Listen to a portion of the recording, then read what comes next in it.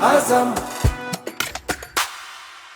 Bwana, mambo vipi? Mimi naitwa Beka Beme kutoka Azam FC TV na leo niko kwenye exclusive na my brother, mtu wetu wa karibu kabisa, Lusajo Mwaikenda. Uko fresh?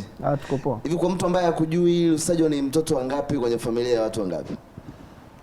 Lusajo Mwaikenda ni mtoto wa 7 kwenye familia ya watoto 8. Na tumezaliwa 8 katika familia yetu, lakini kwa sasa hivi tumebaki watoto 7.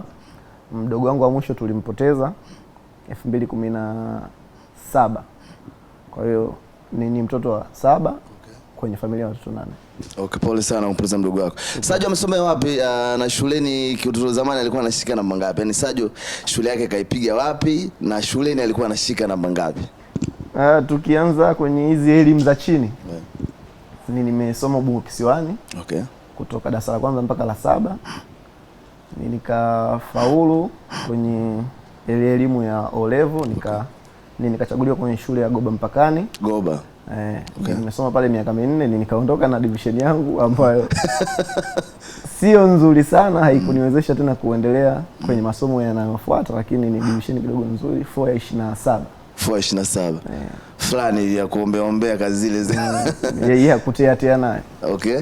Kwa mtu ambaye amjui Sajo ni mtu aina gani? Kwa mtu ambaye anamuona tu amemuona tu uwanjani, hajakupata muda wa kumsikia vizuri, Sajo ni mtu aina gani? Sajo ni mtu ana tabia za aina gani? Kwanza ni kijana mstaarabu sana, na ni kijana mpole, na ni kijana anayependa kujichanganya na jamii na kujichanganya na watu wa rika zote, ili mradi kuweza kuokota chochote ambacho kitakachomsaidia kuendesha maisha yake. Na pia ni mtu ambaye anashaurika, ni mtu wa design. Ni mtu ambaye anaelezeka vizuri, anasikiliza. Ni mtu anasikiliza. Tabia za utotoni, kila mtu anakuwa utotoni na tabia zake. Nipe tabia 3 ama 4 za kwako za utotoni ambazo ukizikumbuka mpaka leo unaweza kuwa unacheka ama ukampigia mshikaji wako uliosoma naye. Hivi unakumbuka tukio hili? Tabia za utotoni nikizungumzia tabia zote ni tabia tu kama ni za watoto wengine, kupenda kucheza, kupenda kuzurula, na muda mwingi kuna kipindi cha utotoni ambacho ulikopo mtu unaweza kuondoka toka asubuhi yaani ukinywa tu chai usionekane tena mpaka jioni. Kwa hiyo unaweza ukarudi jioni mama akakukamata akakutandika. Maisha mengine ukachezea fimbo zako kadhaa. Kesho tena utasahau, kesho kutwa utakaa tena, siku inayokuja tena unaanza tena mchezo ule ule. Ndoto ya mpira sasa ya Sajo kusema sasa nataka niingie kwenye mpira, hiyo ndoto ilianza lini na ilikuwaje? Mpira obviously ninacheza toka nikiwa mdogo, kwa maana mtaani kwetu yani nyumba ipo hapa, yani miguu hata 20-30 haifiki. Okay. Kufuata uwanja wa mpira ambao nilikuwa nikicheza toka nikiwa mdogo. Kwa hiyo unaweza kuona jinsi gani ambao nilikuwa karibu na huo mchezo wenyewe, na kwa mtaani pale wa vijana wa lika langu tulikuwa wengi sana. Kwa hiyo tukampata mwalimu fulani ambaye ni mtu anayependa mpira na anayependa kufundisha pia. Kwa hiyo ndio huyo mwalimu ambaye aliyetukusanya vijana na aliyokusanya hata kabla yetu sisi, kulikuwa na wengine pia wakubwa pia wakishiriki katika timu. Okay. Kwa hiyo tukaweza kuungana naye toka tukiwa wadogo mpaka leo hii. Mimi ukiniuliza nimepitia sehemu gani na gani mpaka kuja Azam FC, nitamtaja huyo mwalimu kwenye hiyo timu yake tu basi. Kwa hiyo nilicheza pale kwa hizo lika ndogo, nikapanda nikacheza mpaka muda ulipofika kuja Azam FC. Okay. Na hakuna mtu yote ambaye alikuwa amekuinspire, ulikuwa unamwangalia kwa kipindi hicho? Kwa kipindi hicho ninapenda makaka zangu ambao walionitangulia jinsi wanavyocheza, kwa maana ilikuwepo ni timu ya lika tofauti. Kwa hiyo unatoka timu hii unaingia timu ya juu, kwa hiyo unakopo unamwangalia yule anayecheza pale, ili mradi kuweza kupata kilicho bora wewe ukipata nafasi. Okay. Kuna wakati wote mgumu ambao umekutana nao kwa safari yako ya mpira? Nyakati ngumu katika mpira zipo. Okay. Zilikuwaje na nini ilikuwa imetokea? Nyakati ngumu. Zilikuwaje nyakati? Lakini nyakati mojawapo nikiwa Songas kulikuwepo na majaribio ya kituo kile cha Jakaya pale Sandali. Okay. Tukafanya majaribio sisi kama timu, kuna wachezaji wakachaguliwa pale. Lakini kuna baadhi ya wachezaji ambaye alikuwepo ni rafiki yangu mmoja anaitwa Mustafa Yusuf alichaguliwa moja kwa moja. Kwa hiyo hakutakiwa kuja ile siku ya mwisho ya trial. Lakini siku ya mwisho ya trial ninakumbuka ilikokuwa ni yani kipindi cha tarehe kama hizi. Kwa maana fomu ya mwisho tuliojaziwa ni turudi tarehe 10, yani kitu kama tarehe 11 mwezi wa 12 ama tarehe 12 mwezi wa 12. Alafu siku moja tunafanya mazoezi chuo kikuu. Tumemaliza mazoezi, ikahitajika wachezaji ambao tunaenda kesho kwenye trial kumalizia ili mradi kuweza kujiunga na hicho kituo tubaki mpate nafasi. Yani tuzungumze yale ambayo mwalimu labda bwana kesho mkienda sisi msiwe hivi muongeze hichi, tunashauriana. Kwa hiyo mazoezi yameisha chuo kikuu tukabaki. Yani kama ni wachezaji kama wanne na kiongozi mmoja. Okay. Tumebaki pale tukaelezwa yale ya kuelezwa pale ya kufuata kesho. Tumekaa mpaka saa 1:30 hivi. Sasa kumbe jana ilikuwa kwenye ile compound ya chuo kikuu kuna uhalifu ulifanyika.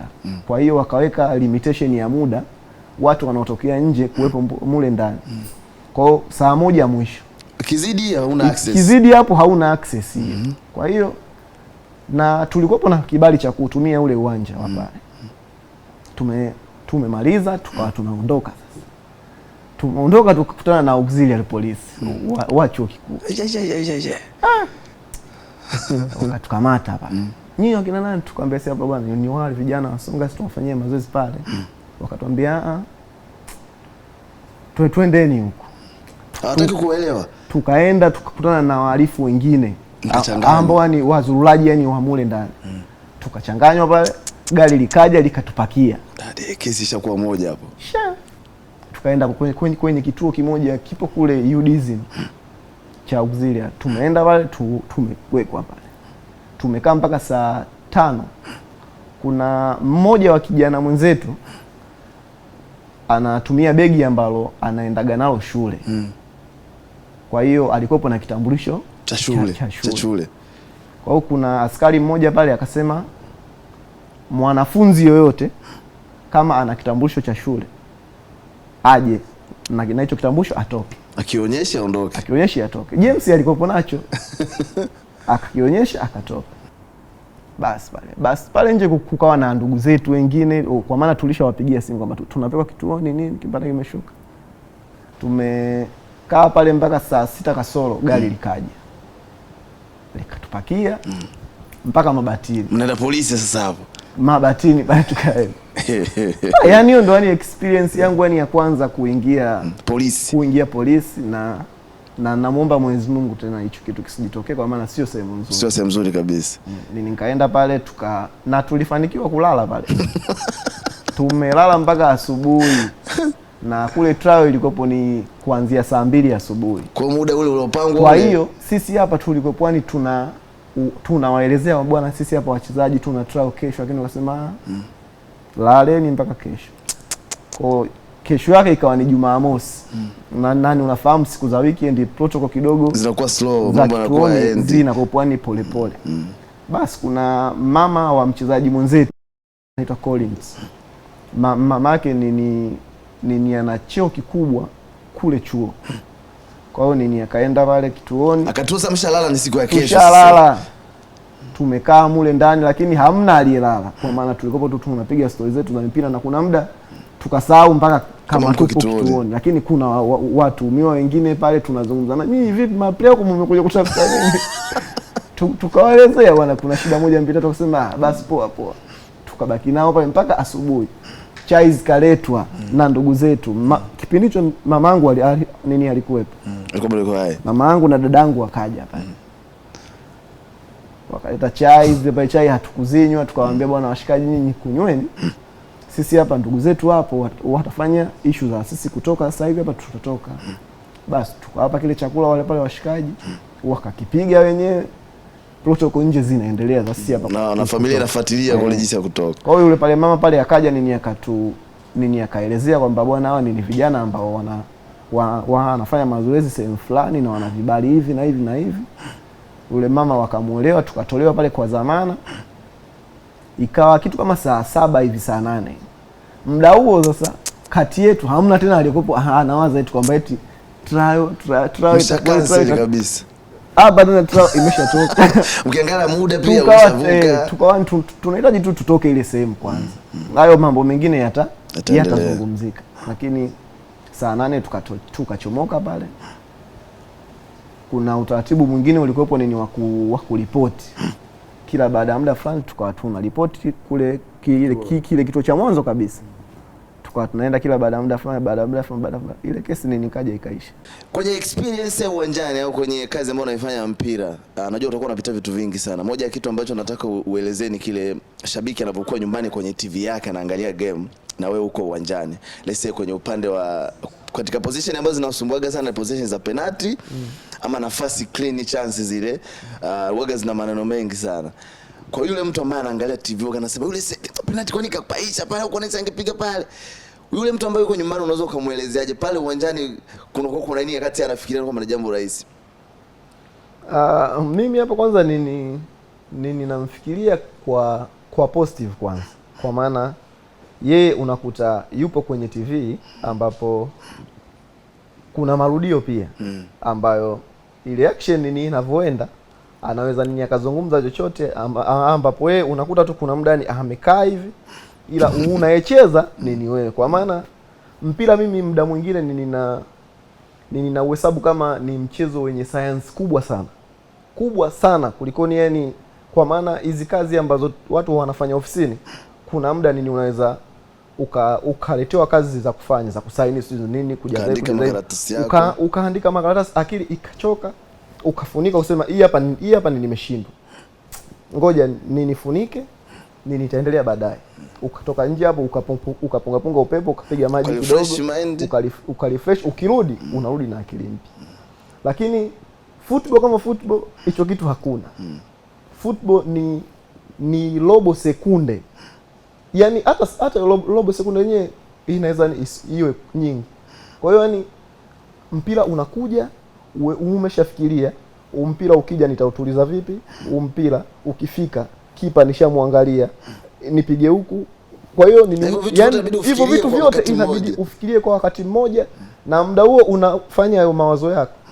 Mpira ndio unafanyaje? Unasafiri unakuja. Kwa hiyo unaweza kuona kuna ugumu kiasi gani katika kucheza huu mchezo tuliokuepo. Lakini kwa sasa hivi umekuepo na mashabiki wengi sana na unabeba hisia za watu wengi. Kwa hiyo hata huyo ambaye anaangalia kwenye TV huaga nampa positive kitu yani chochote anachokiwaza. Kwa maana yeye anawaza baada ya kwamba ule mpira umeshafika, yeye anawaza pale lilistahili kuwa goli.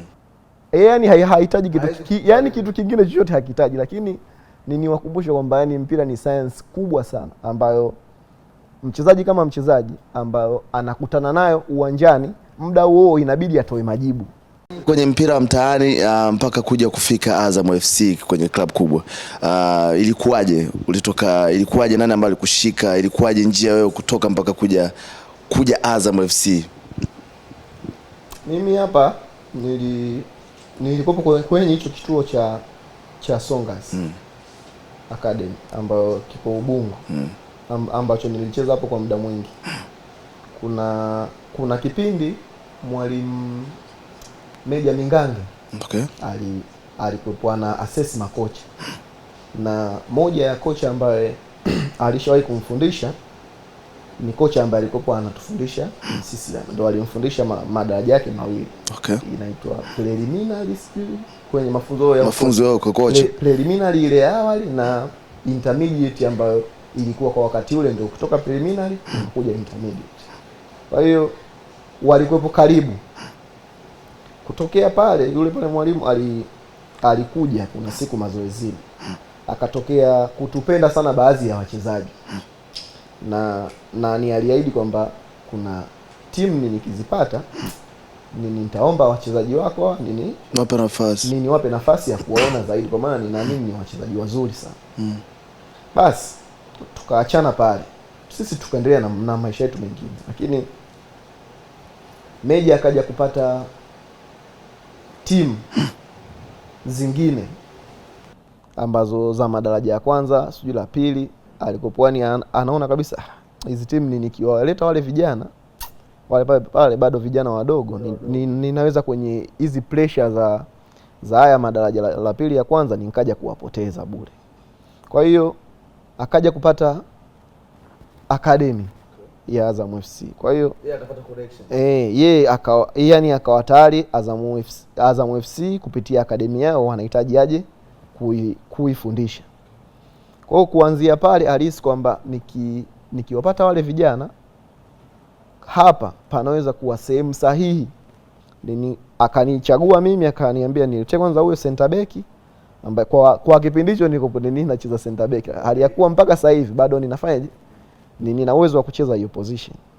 Kwa hiyo akanihitaji mimi kama center back kwanza ndio nije nianze. Sawa. Sasa tumekaa. Mimi mwalimu amenipa hiyo taarifa tayari. Sasa mimi ninasema lini mimi nitaenda? Kaa sana. Basi kuna siku mwalimu akaniambia Jumatatu inabidi uende. Na mara kwanza alinileta yeye kwa maana nilikopo sijawahi kufika. Ndio akakuleta bwana njoo. Kwa maana mimi hapa katika kuzunguka kwangu mpira nilikopo, yani kuna baadhi ya viwanja nilikuwa nikisikia sifa zake, nikisikia wachezaji wanaocheza na wachezaji wanaoenda, nilikopo nikiona nikienda labda wanaweza wakanibagua, labda wakanifanya. Bado haujiamini sana. Yani bado ni ugeni ule. Kujiamini kuna kaugeni fulani.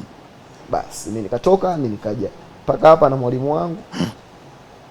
Tukaanza training.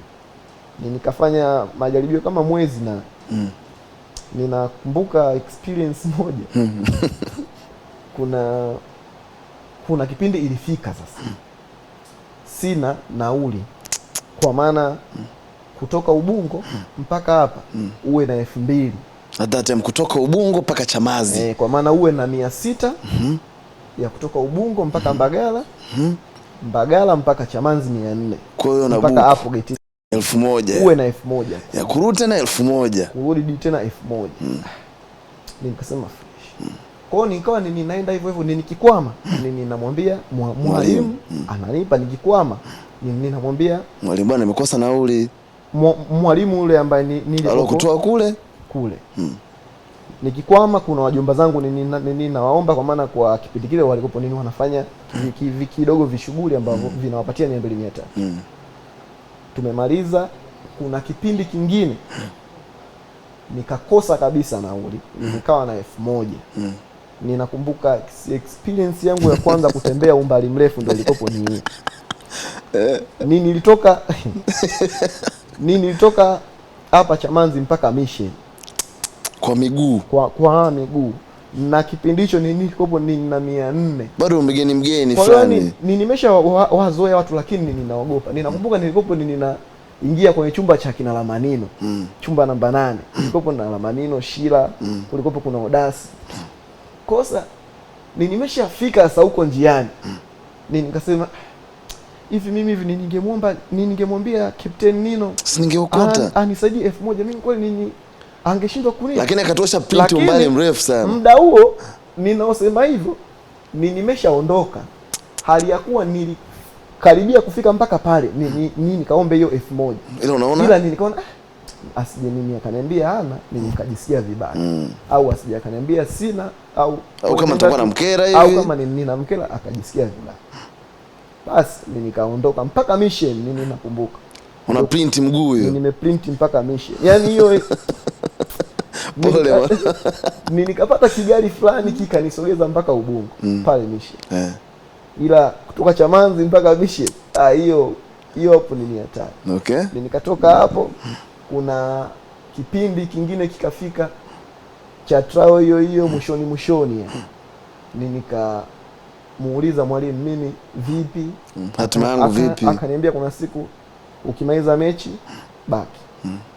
Baada ya mechi akanifuata, tukazungumza, akaniambia mwanangu, mimi hapa ninahitaji, yani wewe hapo ni mchezaji mzuri, lakini ninahitaji ucheze mechi nyingi, ufanye mazoezi hapa, hata hivi kwa kuja kuondoka. Ili mradi wakisha kupitisha ndani, kila mtu aamini kwamba bwana huyu mtoto nini anastahili kuingia umta. Nakumbuka siku hiyo walikopo, kama sikosei, ni senior team walikopo anacheza na Mbeya City. Mimi tulivyomaliza mechi ya ufunguzi nikabaki nikala. Hapo nitakiwa uondoke, lakini baadaye nikaangalia mechi nikaangalia mechi mpaka saa 3. Mpaka saa 3 nimetulia hapa, ninapitia pale begi langu chumbani kwa kina Lamanino, nikaeka mgongoni, muda ninaondoka sasa. Nikakutana na Dr. Twalibu. Dr. Twalibu akaniambia, "Wewe vipi?" Nikamwambia fresh. "Bado upo mpaka sasa hivi?" Nikamwambia, "Niko ninaangalia mechi." Akaniambia, ilikopo kitu kama Ijumaa hivi. Akaniambia, "Kesho si mapumziko Jumamosi?" Nikamwambia, "Na Jumapili mapumziko mmeambiwa?" Akaniambia, "Basi Jumatatu ukija, njoo na vitu vyako vyote. Kuanzia nguo nini kila kitu." Ukasema alhamdulillah. Hiyo siku kwanza Ubungo nilipoona ni kama ninachelewa kufika. Nilipokuwa ninahitaji nikamwambie kabisa mwalimu kwamba bwana mimi Jumatatu ameniambia hivi. Kwa maana ndio kauli nilikokuwa nikisubiri kwa hamu. Kwa sababu nilipofika Ubungo nikampigia Meja Mingange. Nikamwambia bwana mwalimu, nimeangalia mechi nimemaliza, lakini baada ya mechi nimekutana na Dr. Twalibu ameniambia baada Jumatatu nikija nije na vitu vyangu vyote. Akaniambia, "Sasa hicho mwanangu, hicho mimi ndio nikopo nakihitaji. Mimi nilikopo kukuambia wewe kwamba baki camp, kaa camp. Mimi nilikopo nina uwezo huo na nina mamlaka hayo, kwa maana mimi ndio mwalimu wa academy. Lakini nilikopo ninahitaji wao wenyewe waone, kila mtu wa ndani aone kwamba huyu mtoto anastahili kubaki ndani." Kwa hiyo safari yangu ya academy ndio ikaanzia hapo. Ilikopo ni momenti ngeni, kila kitu kilikopo ni kwangu ni kigeni. Kwa hiyo ilikopo ni kushangaa kila kitu, lakini usionekane kwamba wewe ni mgeni. Kwa hiyo ilikopo ni hata ni pitch ambayo niliotarajia labda nitafanyia majaribio, nilikopo ninatamani kwanza nione hizo nyasi za bandia zenyewe zinakuaje. Ukicheza kwenye nyasi bandia inakuaje, michanganyiko kwetu kule utofauti upo vipi. Kwa hiyo ugeni ulianzia hapo getini. Nilikumbukia hapo na mwalimu wangu tukaandika majina pale kwamba mimi ninampeleka huko kwenye trials nini, kuna mtu amemwambia aje nani fulani, asema apite. Kwa tukapita tukaja kukaa hapo kushangaa nini, mwalimu akaanza kuniambia, "Bwana, ni unaiona pichi?" Nikamwambia pichi haina mambo sijui kichuguu sijui nini sijui majani shimo, usije ukapigiwa mpira. Na hapo katoka kichwani kwako nini kinawaza kinaendelea? Mimi hapa kichwani kwangu kinawaza kwamba pichi nzuri kama hii ina maana hapa ni kukosea vitu hapa uwezi, eti pasi imekuja mara imedunda hivyo vitu hapa. Kwa hiyo experience ilikokuwa nimetumbukia getini pale, na nilikopo sijui kama kwenye nyuma ya uwanja au pale tunapopita mbele zile ndio hosteli za vijana labda nini wanakaga mule. Kwa hiyo nimekaa jukwani, sasa ninaona wanatoka wachezaji wamependeza nini kasema maisha ndio maisha ndio. Kwa hiyo mimi nikawaangalia nikasema lakini nini inabidi ni push ili mradi kama nitatumbukia siwezi kutoka kizeni. Kwa hiyo tukaanza mazoezi pale, nikaitumbukia hiyo pichi yenyewe, nikaiangalia kwa mara ya kwanza, lakini unafanya homa, lakini mtu unaangalia sasa hivi na nini hivi nyasi kweli hapa nyasi haujashika hata moja kugusa hivi. Kwa ugeni unashika kuna muda. Sasa mtu utajueje kama ni pichi ya artificial? Unashika kuna muda kwanza hayang'oki. Unaangalia kidogo. Unajikuta unanyanyuka na kapeti. Nimemaliza nimeoga hapa. Nimetumbukia hapo jukwani nimekaa. Maulidi Tamira. Kuna winga fulani nilicheza naye academy. Aliniletea mikate. Hapo jukwani aliniletea yogurt, aliniletea na juice. Mimi nikapiga. Hiyo ni moment ambayo zikisahau. Yani ni moment ambayo labda alichungulia akaniona nini nimekaa. Akarudi ndani. Akaenda kufuata hivyo vitu kantini labda au ndani domo ama hostel, akaja kuniletea. Kwa hiyo ni mtu ambaye hata nilivyoingia ndani nilikuwa ninamchukulia kama ni mtu fulani special ambaye kuna kitu alikiona kwangu ama huruma fulani anaye ambaye nilitakiwa kuwa naye karibu muda mwingi.